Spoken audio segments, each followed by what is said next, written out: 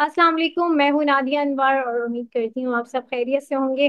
नाज़रीन, सारे सेशंस को करने का मकसद ताकि आप जो है स्टॉक मार्केट में भरपूर तरीके से काम कर सकें, तो उसके लिए ज़रूरी है कि आप चैनल को लाइक और सब्सक्राइब करें और साथ में बेल आइकन को भी हिट करें ताकि आप टाइमली वीडियोस और सेशन से जो है वो अपडेटेड रहें। और इसके साथ ही साथ जो है आप शेयर भी करें ताकि जो लोग स्टॉक मार्केट में काम कर रहे हैं वो भी फायदा उठा सकें।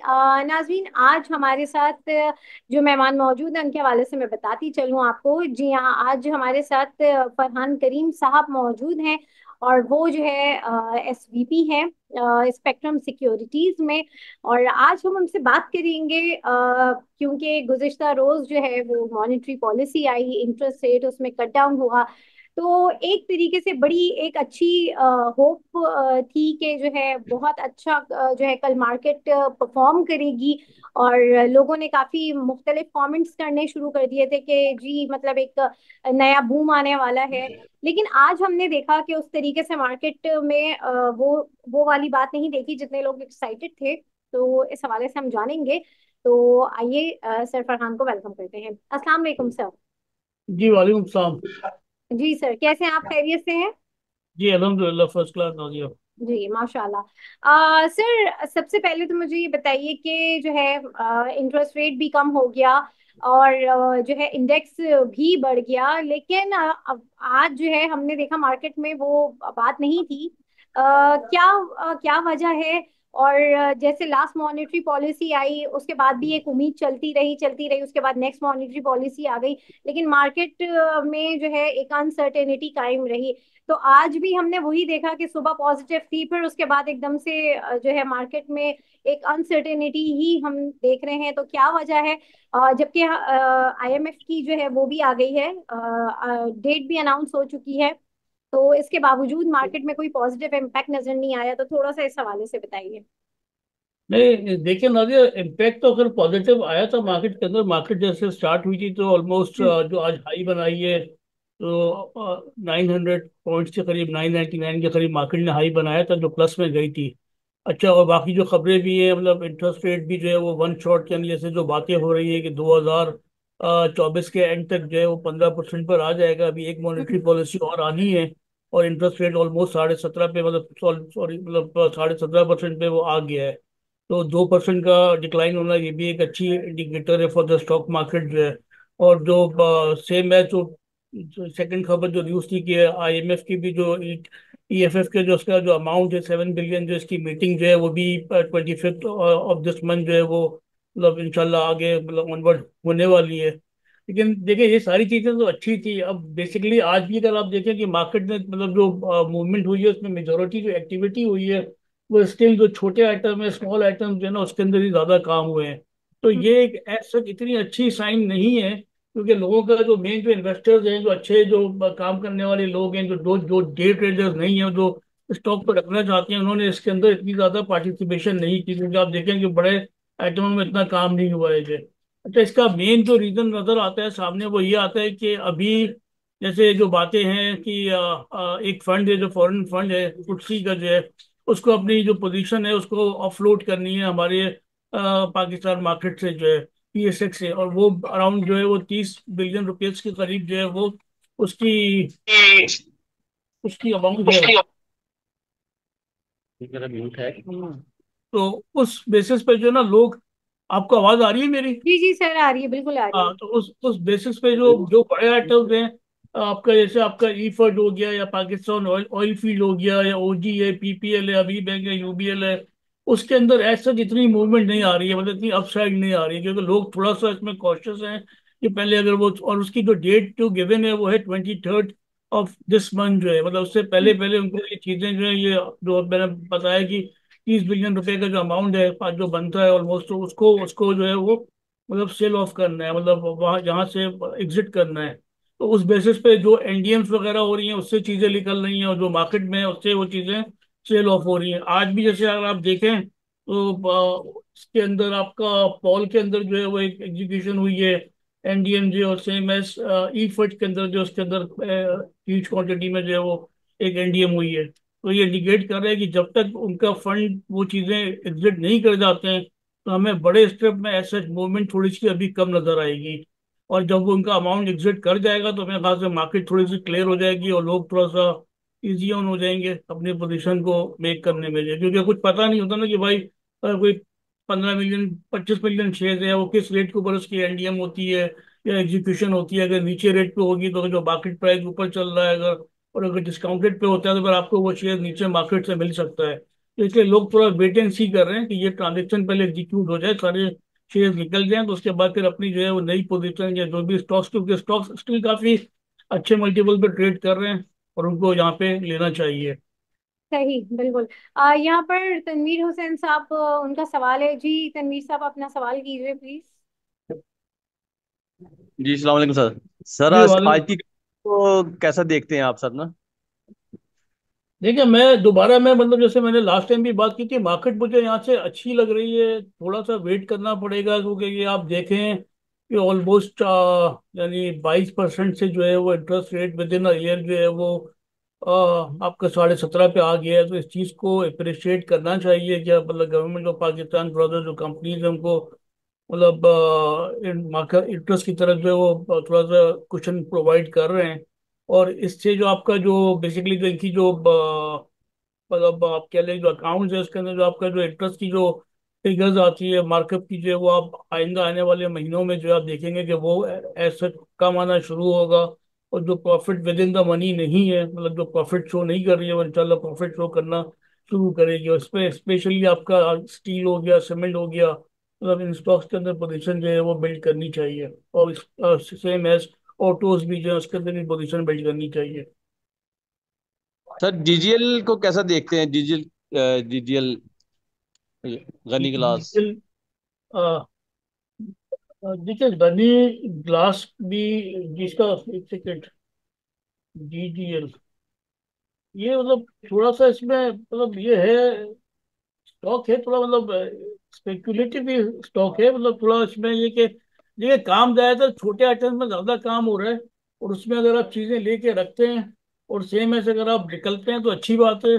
नहीं तो बहुत से ऐसे स्टॉक्स हैं जिसमें ऐसा जितनी स्टोरीज नहीं है लेकिन वो भी बढ़ते जा रहे हैं, और जिसमें स्टोरीज हैं तो उसमें हो सकता है कि वो आपकी जो शेयर्स हैं वो मतलब अच्छे गोल्ड कॉइन की तरह वो हो जाएं। तो ये थोड़ा सा वॉच करना जरूरी है कि जो स्क्रिप्ट आप परचेज कर रहे हैं, जो स्टॉक परचेज कर रहे हैं, वो उनकी जो मतलब प्रॉफिट की जो फिगर है, अर्निंग्स वगैरह उनकी है नहीं है, पे आउट हिस्ट्री है नहीं है, उसको देखते हुए करें। लेकिन गनी ग्लास के अंदर भी जो है वो एक्टिविटी मतलब बेहतर इसकी हो सकती है, मतलब ऐसा इतना बुरा स्टॉक नहीं है गनी ग्लास जो है।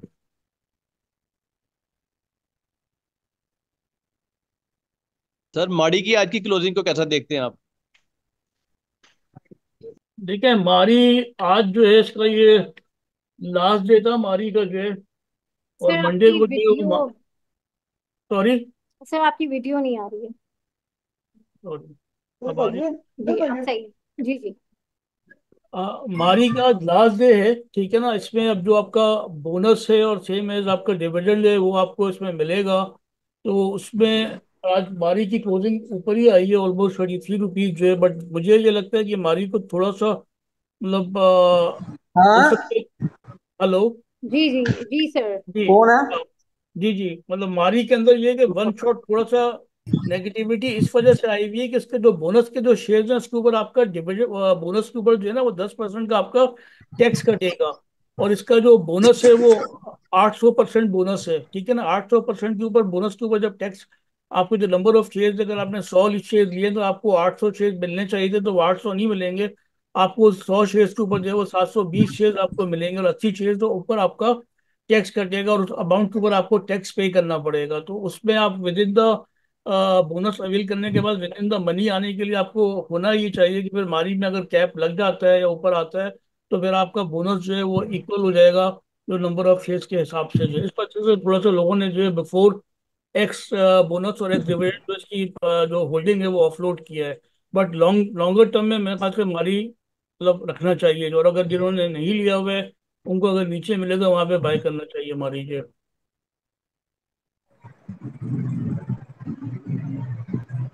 जी तनवीर साहब, और कोई सवाल आपका? अच्छा, यहाँ पर आप लोगों से मैं ये रिक्वेस्ट करूंगी, काइंडली अपने माइक्स ऑफ रखा करें क्योंकि सेशन में डिस्टर्बेंस होती है, ठीक है।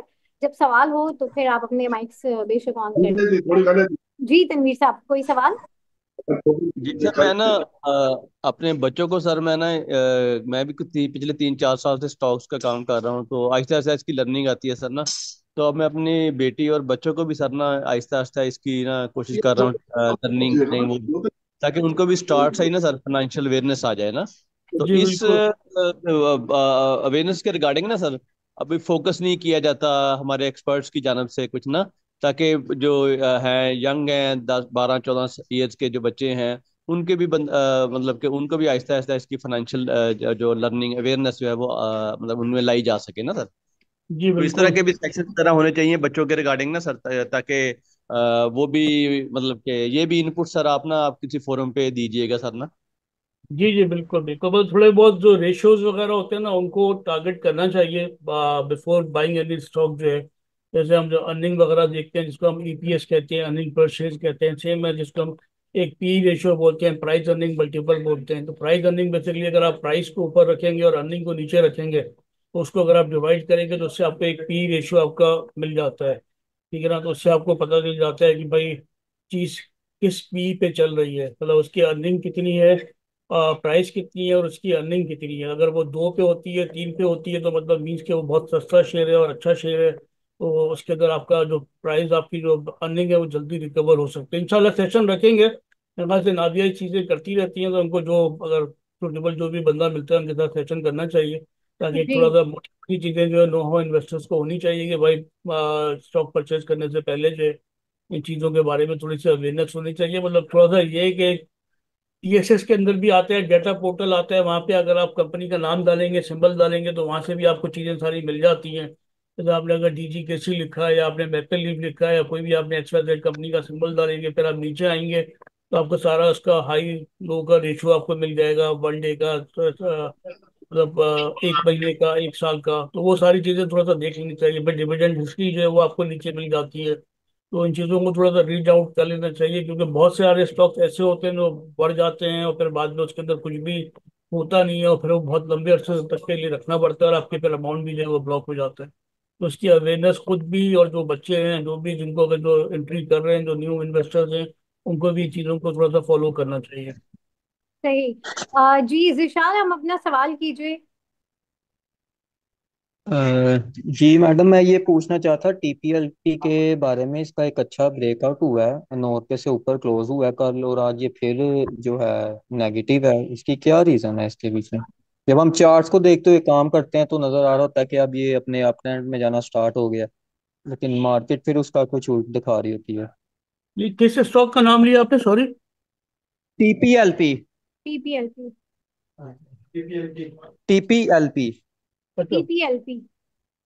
देखिए ये बेसिकली ये जो स्टॉक है ना, ये नाम से ही जाहिर हो रहा है, ये मतलब ये प्रॉपर्टी के बेस के ऊपर ज्यादा है ये, मतलब लैंड और प्रॉपर्टी जो है। तो उसके अंदर अब ये किस किस्म की कोई चीजें आती हैं, जो इन्फॉर्मेशन आती है कि उनको लैंड से कितनी अर्निंग हो रही है, या लैंड का मार्क टू मार्क अगर आप करते हैं तो उसकी कितनी वैल्यू बढ़ गई है। तो उस लिहाज से फिर ये मतलब ये रियल एस्टेट के एक किस्म का स्टॉक है। तो इसमें एज सच इतने जल्दी कोई बड़ा जंप नहीं आता है कि ये आपकी कोई ग्रोथ ओरिएंटेड स्टॉक हो। इसमें जब चीज़ें बन जाती हैं या कुछ अर्निंग शुरू होना शुरू होती है तो ये बेसिकली आप कह लें कि जब इसकी अर्निंग शुरू हो जाएगी तो ये किस्म का फिक्स फिक्स इनकम स्टॉक जिसको कहते हैं कि इसका रिटर्न जो है वो आपका जैसे 10%, 15%, 20% के करीब आपका रिटर्न इसका फिक्स हो जाएगा। वही आपको क्वार्टरली या मंथली बेसिस, मतलब क्वार्टरली बेसिस पे या हाफ ईयरली बेसिस पे आपको उसका रिटर्न मिलेगा। इसमें वो चीज़ नहीं है ना, जैसे आपका सीमेंट हो गया या स्टील हो गया या गाड़ियां हो गई कि लोगों ने ज़्यादा गाड़ियां खरीदना कुछ शुरू कर दिया, या सीमेंट की यूटिलाइजेशन ज़्यादा हो रही है, या टेक्सटाइल की जो है वो आपका एक्सपोर्ट ज़्यादा हो गया। इसकी मतलब फिगर्स कोई ऐसा मंथली बेसिस पे ऐसी है नहीं है। तो इसकी ये मतलब स्टॉक रखने वाला शेयर है, इसको आप रखेंगे तो 3 महीने 6 महीने के बाद फिर आपको उसका रिटर्न मिलना शुरू होगा। जैसे आपका ये डॉल्मेन सिटी रीट था, DCR जैसे, इसमें वो चीज़ बन गया रीट, मतलब डॉल्मेन सिटी बन गया, वहां से आपको रेंट इनकम इनको मिलता है। वो रेंट इनकम जो है वो बेसिकली आपकी जो इन्वेस्टर्स हैं उनको वो डिस्ट्रीब्यूट करते हैं। तो उस बेसिस पे TPL पी जो है वो भी ऐसे ही है।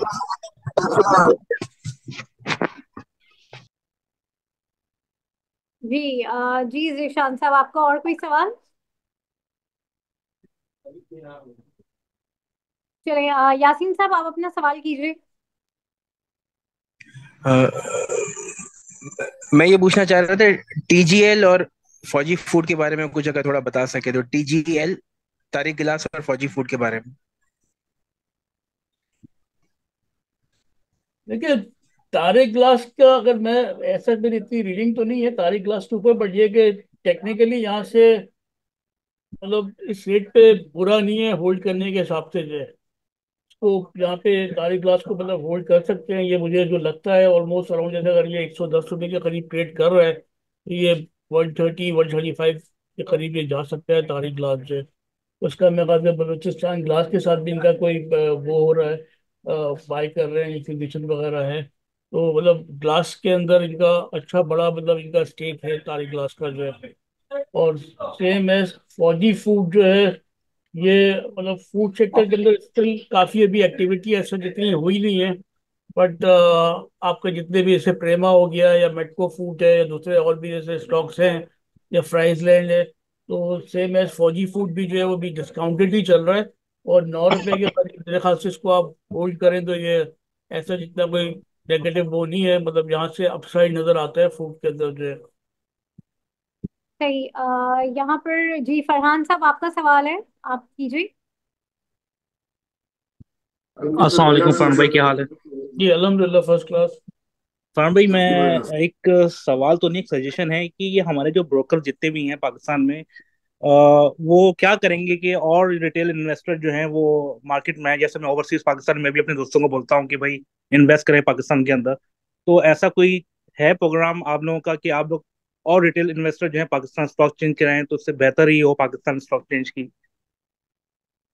नहीं बिल्कुल देखें, अभी अगर आप देखें तो सबसे जो चीप मार्केट है रीजनली, अगर आप देखें जो मैं जैसे हम बात कर रहे थे कि जो मल्टीपल चल रही है, मतलब सबसे सस्ती मार्केट है मेरे ख्याल से ये 6 या 7 के मल्टीपल के ऊपर जो है ये हमारी मार्केट चल रही है रीजनली। अगर आप इंडिया या बांग्लादेश या श्रीलंका या दूसरी जितनी मार्केटों को अगर आप कंसिडर करते हैं, और रहा कि आपके इंडिविजुअल इन्वेस्टर्स, तो मेरे ख्याल से ये रोशन डिजिटल अकाउंट के साथ भी जो है वो सारे बैंक्स लिंक्स हैं। तो उनके साथ मेरे को, और वहाँ पे फैसिलिटेट भी ठीक ठाक करते हैं मतलब बैंक्स वाले जो है। तो वहाँ से भी आप एक्सेस कर सकते हैं, और जिनको मतलब करना चाहें यहाँ पे मतलब इन्वेस्ट हो मेरे ख्याल से, और यहाँ पे इसके थ्रू अमाउंट भी माशाल्लाह ठीक ठाक हमारे यहाँ इंजेक्ट हुई है मार्केट के अंदर जो है, मतलब रोशन डिजिटल अकाउंट के थ्रू जो है। उसमें सेम है सारे ब्रोकर्स हैं, उसमें हम भी हैं। तो मैं कहता हूँ उसके थ्रू अगर आप करना चाहें, अगर आप ब्रोकर्स को भी इन लाइन कॉल करके अगर आप बात कर सकते हैं तो उनसे बात करके आप अपना अकाउंट जो है वो ओपन करा लें। तो ऐसा मेरे ख्याल से इस चीज़ को तो फैसिलिटेट कर रही है गवर्नमेंट जो है कि जितने इंडिविजुअल अकाउंट आ सकते हैं, मतलब स्पेशली ओवरसीज, तो वो मेरे ख्याल से आने चाहिए यहाँ पे। और मेरे ख्याल से अभी ये राइट टाइम है, क्योंकि अब मुझे लगता है आहिस्ता आहिस्ता जैसे आपका फिक्स इनकम है वहां से पैसे जो है वो आउटफ्लो हो रहे हैं। जो बाहर के भी जो पैसे हमारे यहाँ जो टी बिल्स के अंदर पीआईबी बॉन्ड पे लगे हुए थे, क्योंकि ऑब्वियसली जब रेट आपका 22% से 17.5% पर आ गया है, तो बहुत ऑफ द इन्वेस्टर्स जो है वो फिक्स इनकम से मूव करके जो है वो इक्विटी मार्केट के अंदर जो है वो शिफ्ट हो रहे हैं। तो अभी अच्छा टाइम है कि यहाँ पे शेयर हो सकता है कि मे बी अभी वो इम्पैक्ट आया नहीं है, जैसे मैंने अभी बात की कि गोरों की थोड़ा सा फॉरेन इन्वेस्टर्स उनका अपना सेल ऑफ कर रहे हैं तो उनकी सेलिंग खड़ी हुई है। तो इस वजह से शेयर्स आपको डिस्काउंटेड स्टिल अभी मिल रहे हैं यहाँ पे, मतलब लो रेट पे जो है। नहीं तो ये खबरों के बाद जैसे कि अगर आपका इंटरेस्ट रेट इतना कम हुआ है तो उससे मार्केट काफी शूट अप हो जानी चाहिए थी, जो कि अभी नहीं हुई है। सही। जी कमाल साहब, आप अपना सवाल कीजिए प्लीज। जी अस्सलाम वालेकुम। जी काइंडली वाले। सर एफ एफसीसीएल और एटीआरएल के बारे में बता दें सर। एटीआरएल की अर्निंग्स भी अच्छी आई हैं, फिर ये प्राइस नीचे क्यों जा रही है, और अगर रिकवरी होगी तो कब तक होगी? नहीं स्टॉक देखें, मैं दोबारा मैं यही आपसे, मैंने अभी नादिया से भी इनसे बात करी थी कि अभी बड़े स्टॉक्स के अंदर जो लोग जो बड़े स्टॉक लेके बैठे हुए उनका पोर्टफोलियो ऐसे मार्केट के साथ मूव नहीं कर रहा है। मार्केट 78,000 या 80,000 के इंडेक्स पे खड़ी हुई तो है, बट जो आपका ये स्टॉक आके यहाँ पे हैंग हो गए हैं, थोड़ा रुक गए हैं। या आपका एटीआरएल हो गया या जो भी जितने बड़े स्टॉक्स हैं, पीएसओ हो गया या ओजी है, पीपीएल है, क्योंकि इसमें वही वैसे बात कर रहा हूँ कि अभी थोड़ा सा एक सेलिंग थोड़ा सा मार्केट के अंदर है, जिसकी वजह से थोड़ा सा लोग ऐसा जितनी पोजीशन है ना अपनी बिल्ड नहीं कर रहे हैं, और नए जो इन्वेस्ट करने वाले लोग हैं वो इन स्टॉक्स में भी नहीं आ रहे हैं। तो मुझे लगता है एटीएल का भी आगे चल के इसका काफी अच्छी अर्निंग बेहतर आई है, और इसको होल्ड करना चाहिए एटीएल को जो है, क्योंकि इसका ऑयल की प्राइसेस भी आपका जिस तरीके से अगर बढ़ती है या थोड़ा सा मेंटेन कर रही है, तो इनके जो मार्जिन वगैरह हैं वो भी इम्प्रूव हो रहे हैं। और सेम एज इसमें जो गवर्नमेंट की तरफ से भी जो है वो आपका बेनिफिट्स वगैरह भी दे रहे हैं रिफाइनरीज को जो है, जो इरादा है। तो इस बेसिस पे मेरे ख्याल से एटीआरएल हो गया और पीआरएल हो गया, इन दोनों के रिजल्ट अच्छे आए हैं कंपेयर टू अदर रिफाइनरी जो है एनआरएल के अगेंस्ट में जो है। तो मेरे ख्याल से इनको होल्ड करना चाहिए, और उस पर डिविडेंड भी है एटीआरएल के अंदर भी और पीआरएल के अंदर भी जो है। सही। जी कमाल साहब, आपका और कोई सवाल? चलें सर, अब जरा ये बताइए कि नेक्स्ट वीक के हवाले से थोड़ा सा एक व्यू बता दें मंडे मार्केट और नेक्स्ट ये कि जो है आपको, आप इस वक्त क्या समझते हैं कौन से आपके मोस्ट फेवरेट स्टॉक्स हैं जिनमें आपको लगता है कि हाँ ये बहुत अच्छे रहेंगे? देखिए, अभी मुझे ये लगता है कि जो बैंक्स वगैरह हैं इनसे थोड़ा सा एग्जिट करना चाहिए अभी जो, मतलब अच्छा। आपको अभी ये रेट आपको इसमें अच्छे मिल जाएंगे। जो जितने भी जो बैंक्स हैं मतलब जो अभी थोड़ा मेंटेन करेंगे, बट आगे चल के इनकी थोड़ी सी अर्निंग जो है ना वो थोड़ी इफेक्टेड होगी, क्योंकि इनकी जो मेन जो अर्निंग आती थी वो आपका पीआईबी और टी बिल्स वगैरह जो है हम्म। जो परचेज होते थे उसके अगेंस्ट में इनको अर्निंग इनको हुकूमत पाकिस्तान से, इनको जो गवर्नमेंट ऑफ पाकिस्तान से उनको वो रिटर्न मिल रहा था। अब वो चीज़ थोड़ी सी कम हो जाएगी ऑब्वियसली, क्योंकि 17.5% पे ये आ गया है आपका डिस्काउंट रेट जो है। तो अभी जो मुझे जो चीज़ें बेहतर लग रही हैं, क्योंकि आईएमएफ की मेरे ख्याल से एग्री होने पे चीज़ें हुई है नीचे जो है, तो अब जो नेक्स्ट जो गवर्नमेंट का स्टेप होगा कि चीज़ों को अगर प्राइवेटाइज करना है या हम्म। स्टेक को सेल ऑफ करना है, तो वो चीज़ ज़्यादा कंसिडर करेंगे। तो उस बेसिस पे मुझे लगता है कि फिर ये कि रिकवरी इसकी भी बातें हो रही है, डिस्कवरी वगैरह की जो है। तो मुझे लगता है ये मेरा अपना मतलब थिंकिंग ये है कि मे बी वन शॉट एक अच्छा गेन आ सकता है, जैसे मारी पेट्रोलियम में आया है, जो हम्म। पहले डिविडेंड नहीं देता था, इसने वन शॉट डिविडेंड दिया और बोनस दिया। सेम एस ओजी के भी डिविडेंड जो है वो 10-12 रुपए का आता है, 7-8 रुपए का, तो भी वन शॉट 15-20 रुपए का डिविडेंड दे सकता है। तो मुझे ओजी और पीपीएल इसके अंदर जो है वो अब लोगों को पोजीशन बिल्ड करनी चाहिए ऑयल एंड गैस सेक्टर के अंदर जो है। और सेम एज इसके अलावा जो है आपका मतलब ऑटो सेक्टर के अंदर जो है वो बेहतर लगता है, जैसे गैल हो गया या दूसरे जो गाड़ियां हैं, क्योंकि देखिए दो चीजें होंगी, एक तो गाड़ियां आपका इंटरेस्ट जो है वो कम होगा, तो जो आपकी जो परचेजिंग पावर है लोगों की वो बढ़ जाएगी। जो लोग लीज पे लेते थे ज्यादा पैसे देके उनको गाड़ी मिलती थी, अब कम पैसे देके गाड़ी मिलेगी। और सेम है जो गाड़ी बनाने वाले हैं उनको भी गाड़ी अब सस्ती उनकी बनेगी, तो हो सकता है कि प्राइस भी जो है वो कट डाउन करें वो गाड़ियों की जो है, क्योंकि डॉलर भी रुका हुआ है और प्लस आपका रेट भी जो है वो कम हुआ है। तो उस हिसाब से दोनों पॉजिटिव इम्पैक्ट है। तो जो मैन्युफैक्चरिंग कंपनीज है उनके लिए मेरे ख्याल से अच्छा एक इंसेंटिव है, उन स्टॉक्स को जो है मेरे ख्याल से कंसिडर करना चाहिए। ऑटो सेक्टर हो गया, सेम है सीमेंट जो कि प्रॉफिट के अंदर है उनको कंसिडर करना चाहिए, जिनकी अर्निंग्स वगैरह अच्छी आ रही है। जो नेगेटिव में है, थोड़ा सा उनसे मेरे ख्याल से थोड़ा वेट करना चाहिए, क्योंकि बहुत से ऐसे सीमेंट हैं जो कि कोर बिजनेस सीमेंट का भी करते हैं, उनके पास दूसरी चीजें भी हैं, तो दूसरी चीजों से तो उनको मुनाफा आता है, बट कोर बिजनेस हो सकता है कि मे भी लॉस आता हो। तो जो सीमेंट जो मेन जो सीमेंट मैन्युफैक्चरर हैं तो मेरे ख्याल से उनको भी कंसिडर करना चाहिए। तो सीमेंट के स्टॉक्स हो गए, ऑटो के स्टॉक हो गए और ईएनपी स्टॉक हो गए, इनको मेरे ख्याल से हाईलाइट करना चाहिए और फ्यूचर जो है इन्वेस्टमेंट के लिए। सही। सर मंडे को आप किस तरीके से मार्केट को देख रहे हैं? क्या आपको लगता है कि क्या रहेगा और इन्वेस्टर्स को किस तरह से करना चाहिए? वही है कि छोटे आइटमों में ही काम हो रहा होगा या फिर कुछ बड़े आइटम्स में भी मूवमेंट आएगी? नहीं, मंडे से मुझे लगता है ऑनवर्ड बाजार थोड़ी सी बेहतर रहेगी, क्योंकि आज तो देखिए हर आदमी को पता था कि मार्केट जो है ना वो 1.5% के करीब करीब जो है वो कल पता था कि 1.5% के करीब जो है वो डिस्काउंट रेट कट डाउन होगा, लेकिन वो 1.5% से ज्यादा हुआ, अगर कम होता तो मार्केट मेरे ख्याल से हो सकता था कि नेगेटिव में ही चली जाती। बट ये कि मार्केट में 2% का डिस्काउंट रेट कम किया है, तो मार्केट ने इसको पॉजिटिव तो लिया है। लेकिन वही वाली बात है कि जब चीजें कुछ पता हो लोगों को कि मतलब एक है कि भाई ये कुछ देखनी है चीजें जो है, तो इस वजह से जो अच्छे बड़े स्टॉक्स है वो मूव नहीं किए हैं। देखिए वो सिनेरियो इंशाल्लाह आइंदा आने वाले हफ्तों में इतनी बड़ा कोई ऐसा कोई टेंशन नहीं है, वो चीज़ें जैसे जैसे वो मतलब निकलना शुरू हो जाएगा, निकल जाएंगे शेयर, तो मेरे ख्याल से फिर मुझे लगता है कि मार्केट एक अच्छे रिदम में आ जाएगी, क्योंकि ये 17.5% डिस्काउंट रेट और फिर 15% डिस्काउंट रेट हो जाना, फिर इसको जाहिर सी बात है मार्केट को भी अप्रिशिएट करना चाहिए, गवर्नमेंट को भी अप्रिशिएट करना चाहिए कि उन्होंने ये चीज़ें कर रहे हैं, लोगों को सॉफ्ट कुशन दे रहे हैं। कंपनीज को भी और इंडस्ट्रीज को भी जो है। तो मेरे ख्याल से इन चीज़ों को देखते हुए मुझे लगता है कि मार्केट यहाँ से अच्छी बेहतर हो सकती है इधर से जो है। सही, मुझे बिल्कुल। लगता है कि अभी इंडेक्स, सॉरी, इंडेक्स अगर अगर 78 है तो मुझे लगता है कि अराउंड 90 तक जा सकती है। 90,000 जो 85, 90,000, 5-6 हज़ार पॉइंट की तेजी हो सकती है मार्केट के अंदर जो है। सही। सर सुना है दिसंबर तक 1 लाख तक हो जाएगा क्या? ऐसा, ऐसी भी पॉसिबिलिटी कुछ है? नहीं, पॉसिबिलिटी तो कुछ नहीं कह सकते, ऐसी बातें कुछ भी हो सकता है, लेकिन ये कि अब देखे ना, माशाल्लाह, जब इंटरेस्ट रेट 22% था तो हमारी मार्केट 80 हज़ार पे खड़ी हुई थी। ऐसे ही बिल्कुल। ठीक है, जब 22% है, अब हमारा इंटरेस्ट रेट जो है वो 17.5% हुआ है, थोड़ा नीचे हुआ है, तो बाजार मतलब ऐसा उतनी ऊपर नहीं गई, क्योंकि मार्केट ऑलरेडी, जिसको कहते हैं ना कि एफिशिएंट मार्केट, तो वो वही हम्म। होती है कि वो पहले से मार्केट जो है वो इंजेक्ट कर लेती है चीज़ों को जो है, तो वो पहले से ऑलरेडी लोगों ने चीज़ें ली हुई हैं, तो उस बेसिस पे थोड़ा सा रुक गए। बट ये कि जो स्टिल जो मेन आइटम्स हैं, जैसे आपका पीएसओ, पीपीएल, ओजीडीसी, इसमें स्टिल रूम काफ़ी है, पॉल हो गया। तो जब ये शेयर्स बढ़ना शुरू होंगे तो मेरे ख्याल से इंडेक्स को फिर ये साथ मूव करेंगे, तो फिर ये इंडेक्स जो है वो इंशाल्लाह 1 लाख शेयर भी, मतलब एक, सॉरी, 100,000 भी जा सकता है। बट मैं नियर टर्म में मुझे ये नजर आ रहा है कि 85-90 तक टच कर सकता है। सही, बिल्कुल। बहुत शुक्रिया फरहान सर आपका, और जितने भी हमारे पार्टिसिपेंट्स बैठे हुए हैं इन सब का बहुत शुक्रिया। और इंशाल्लाह आप लोगों से फिर मुलाकात होगी, तब तक के लिए अल्लाह हाफिज।